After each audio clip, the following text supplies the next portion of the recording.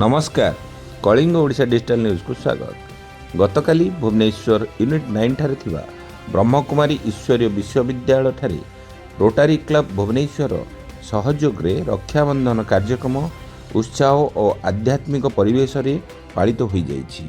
एही अवसर रे भाई भौणी को पवित्र संपर्कर प्रतीक राखी बांधिबा सह समाज रे भाईचारा स्नेह शांति और मानविकतार वार्ता प्रदान कर जाइथिला।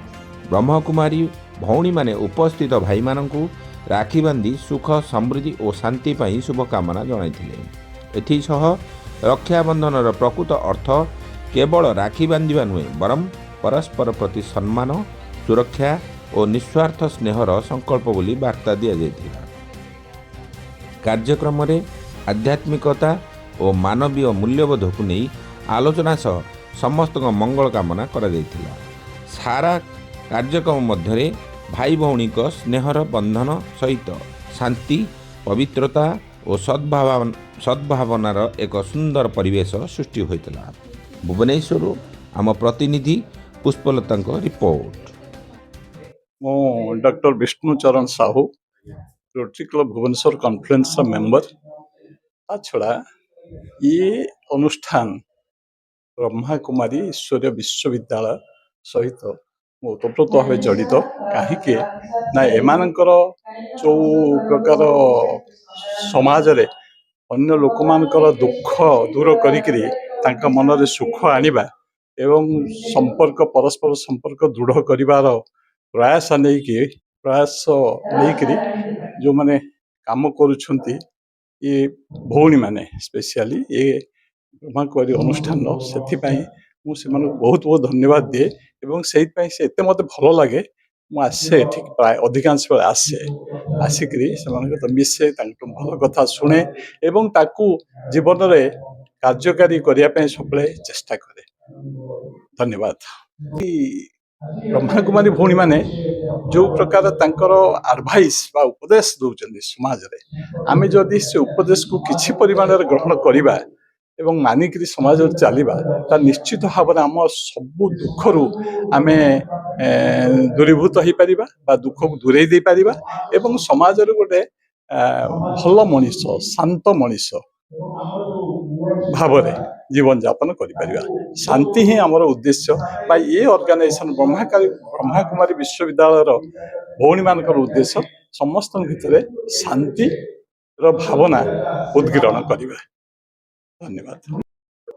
मो engineer Rotary club of Bhubaneswar conference रो प्रेसिडेंट रोटरियन अशोक कुमार महापात्र।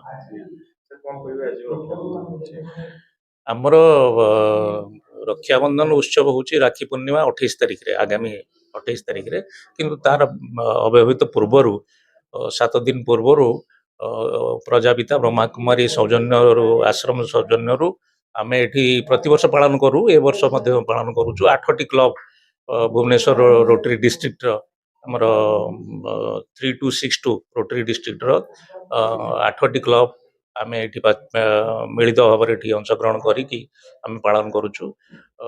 आमर रोटरी डीजी अनिल सार आसिक एटी उद्बोधन देकी कार्य व्यवस्था जो चली किसी समय पूर्व वर्तमान आमर कार्यक्रम रक्षाबंधन तात्पर्य एवं आम मानकर कौन ता प्रति अवदान रही से विषय रे वर्तमान कार्यक्रम चालू रही।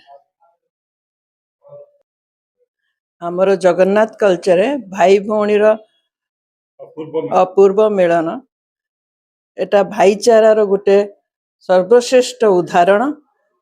जगत देखुचंती भाई भौणी को नेकी सान भाई बड़ भाई केमती बाहरती यात्रा रे आमर सेई कल्चर को नेकी आमे आज रोटरी ईश्वर विश्वकुमारी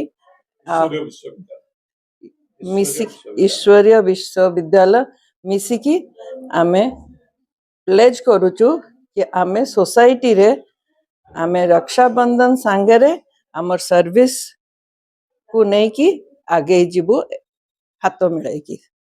धन्यवाद। ओम शांति। मु होची Rotarian doctor Kajal Rakshit rotary club of passport club of district 3262 and exclusively ladies club.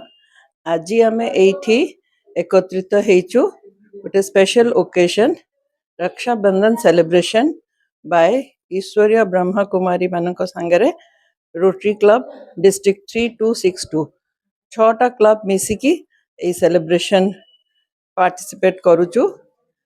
It has a spiritual aspect, a holistic aspect, and Rotary has a service aspect.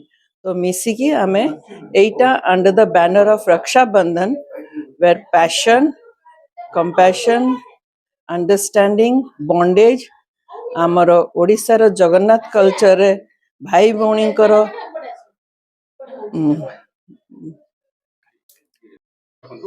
ମୋ ନାଁ ହେଉଛି କୃତିବାସ ସ୍ୱାଇଁ। ମୁଁ ୟୁନିଟେଡ୍ ଭୁବନେଶ୍ୱରରୁ ଆସିଛି। ଆମ ରୋଟାରୀ କ୍ଲବର ଗୋଟେ ସିନିୟର ମେମ୍ବର। ତା ଦେହରେ ଏ ରାକ୍ଷାବନ୍ଧନ ଉତ୍ସବ ପାଇଁ ମୋତେ ନିମନ୍ତ୍ରଣ ଥିଲା। ମୁଁ ଆଜି ଏଠି ଉପସ୍ଥିତ ରହି ପ୍ରୋଗ୍ରାମଟି ଉପଭୋଗ କଲି। ମୁଁ କରୁଣାକାନ୍ତ ବଳିଆର ସିଂ, ଭୁବନେଶ୍ୱର ରୋଟାରୀ କ୍ଲବ କ୍ୟାପିଟାଲର immediate past president. Swain babu ଆଜି ରକ୍ଷାବନ୍ଧନ ବିଷୟରେ କିଛି କହିବେ।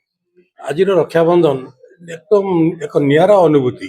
ରକ୍ଷାବନ୍ଧନ କହିଲେ ସାଧାରଣତଃ ଆମେ ଭଉଣୀ ପାଖକୁ ଯାଉ, ଭଉଣୀ ଆମକୁ ରାକ୍ଷୀ ପିନ୍ଧେ, ଆମେ ତାକୁ spoken of love and affection ହିସାବରେ କିଛି ଗୋଟେ ପ୍ରେଜେଣ୍ଟ କରୁ। କିନ୍ତୁ ଏ ଯେଉଁ ଉତ୍ସବ, ଯିଏ ଦେଖିବ ସିଏ ବୁଝିବ, ଯିଏ ଆସିବ ସେ ଅନୁଭବ କରିବ।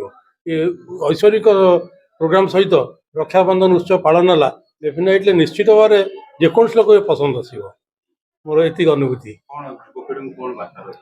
ବାର୍ତ୍ତା ରହିବ, ଆମେ ଯାହା ଗୀତା ଦିଦି ଆମର କହିଲେ, ଆମେ ରକ୍ଷାବନ୍ଧନ ଗୀତା ବାଣୀ ସହିତ ଯଦି ଆମେ ସମଝୋତା କରିବା, ତା ଦେହରେ ଆମେ ନିଶ୍ଚିତ ଭାବରେ ବହୁତ ସ୍ପିରିଚୁଆଲ ଫିଲିଙ୍ଗସ୍ ଆସିବ, ଅନୁଭୂତି ଭଲ ଆସିବ, ଆଉ ରକ୍ଷାବନ୍ଧନ ରିଏଲ ମିନିଂ କ'ଣ ଆମେ ଫିଲ୍ କରିବା, ଜାଣିବା।